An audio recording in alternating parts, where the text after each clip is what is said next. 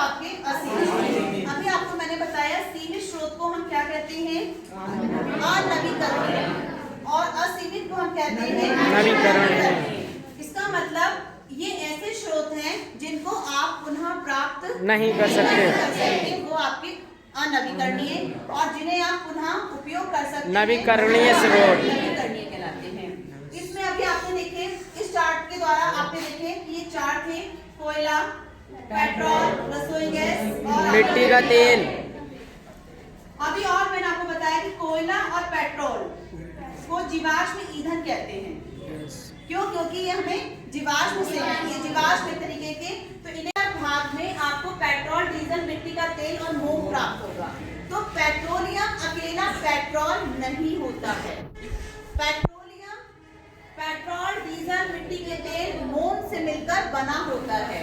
जब हम बड़े से टैंक में इसको डालते हैं तो इस तरह से एक प्रभाजी आसवन का चैम्बर होता है जिसमें इस पेट्रोलियम को डाला जाता है, जिसमें अलग अलग तापमान लगाए जाते हैं, 3000, 2000, 1000, 500। तो जैसे इसको अंदर डाला जाता है, अलग अलग भाग पर ये पेट्रोलियम आपको पिघलकर पेट्रोल देता है, डीजल देता है, मिट्टी का तेल और मोम देता है।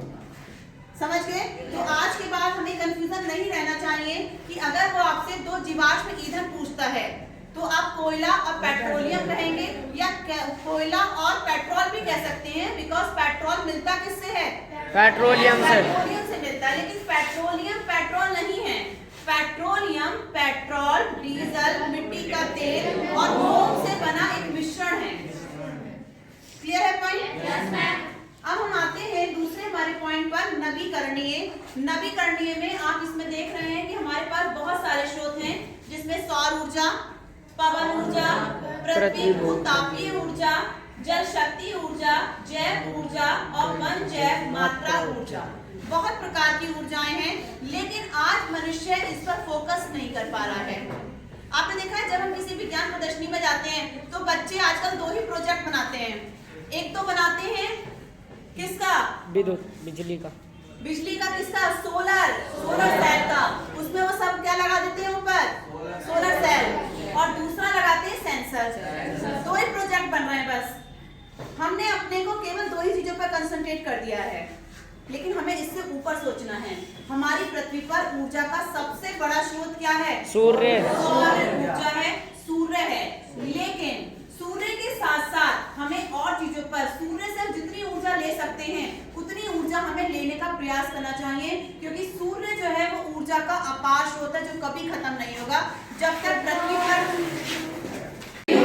कोयला खत्म हो जाएगा, पेट्रोल खत्म हो जाएगा और सब चीजें खत्म हो जाएंगी, लेकिन सौर ऊर्जा कभी भी खत्म नहीं होगी, पवन ऊर्जा खत्म नहीं होगी। और पवन ऊर्जा के लिए, जैसे ये आपका सौर ऊर्जा से चलने वाला एक कुकर है जिसे सब जानते हैं, ये आपका किससे चलता है? इसमें खाने को रख के धूप में रख देते हैं और सूर्य के द्वारा ये खाना आपका बन जाता है। इसे हम कहते हैं सोलर कुकर। ये देखिए, ये आपकी है पवन चक्की, ये हवा से चलती है और हवा से चलने के बाद ये क्या करती है? उस हवा को ऊर्जा में बदल देती है। तो इस प्रकार से ये भी एक ऊर्जा का है, और इसके द्वारा आप क्या करते हैं? जो आसपास के पानी के स्रोत होते हैं वहां से आप ऊर्जा को प्राप्त कर सकते हैं। ये है आपका सौर जल ऊष्मा। जैसे घर में गीजर लगे होते हैं, इसी प्रकार से आप इस गीजर के द्वारा, इस ऊष्मक के द्वारा पानी को गर्म कर सकते हैं। लेकिन ये पानी जो गर्म होगा वो किससे होगा? सौर ऊर्जा से। तो हम लाइट को अगर बचाना चाहते हैं पानी को गर्म करने के लिए, तो हमें अधिक से अधिक इसका उपयोग करना चाहिए। ये सबने देखा है, ठीक है? इलेक्ट्रिसिटी के लिए, लाइट के लिए आप जो यूज करेंगे वो आपका आजकल हर जगह फैक्ट्रीज में भी, घरों में भी सोलर सेल का उपयोग किया जा रहा है।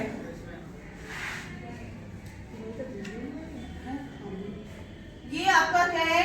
जल विद्युत संयंत्र है। ये इसमें क्या करते हैं? ये वाटर एनर्जी, मतलब जो आपका जल, आप जानते हैं कि पानी से भी हमें ऊर्जा प्राप्त होती है।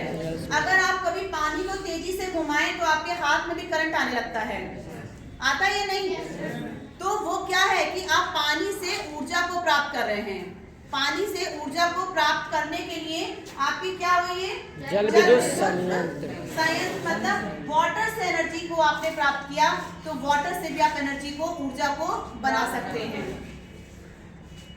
उसके बाद देखिए एक और ऊर्जा होती है पृथ्वी भूतापीय ऊर्जा। हमारी पृथ्वी के अंदर भी बहुत ऊर्जा है। आपने देखा है जब ज्वालामुखी फटते हैं तो कितनी गैसें निकलती हैं, कितना लावा निकलता है। तो इस प्रकार से हमारी पृथ्वी के अंदर भी बहुत अधिक ऊर्जा है, लेकिन आवश्यकता है कि हमें उसे समझने की आवश्यकता है कि कौन कौन से हमारे पास ऊर्जा के ऐसे स्रोत हैं जो कभी खत्म नहीं होंगे। हमें अपना ध्यान उस तरफ ले जाना है, क्योंकि हमारे पास जो कोयला और पेट्रोलियम है वो तो धीरे धीरे बढ़ती हुई जनसंख्या के कारण कम हो जाएंगे। लेकिन हमारी पृथ्वी ने, हमारी प्रकृति ने हमें बहुत सारे और भी स्रोत दिए हैं ऊर्जा के। तो हमें इन स्रोतों का हम अधिक से अधिक किस प्रकार से प्रयोग कर सकते हैं, हमें इस पर विचार करना होगा। अगर हम इस पर विचार नहीं करेंगे तो आने वाले समय में हम उस संकट को देखेंगे जो ऊर्जा के लिए होगा।